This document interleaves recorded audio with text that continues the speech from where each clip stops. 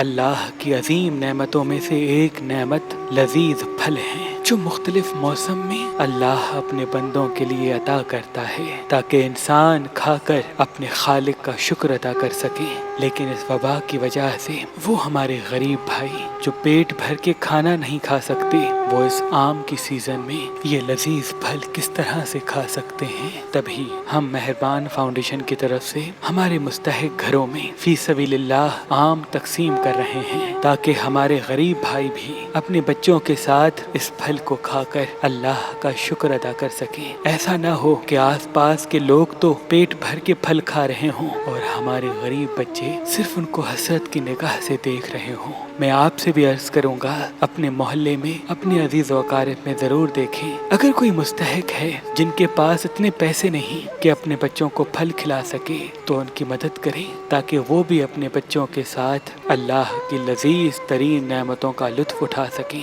باخدا اللہ کے نزدیک سب سے افضل عمل یہ ہے کہ ایک انسان کے دل میں دوسرے انسان کا احساس موجود ہو۔ اللہ آپ سب کی سب دعائیں اپنی دربار میں قبول و مقبول کر دے۔ آمین ثم آمین، آمین ثم آمین، آمین ثم آمین۔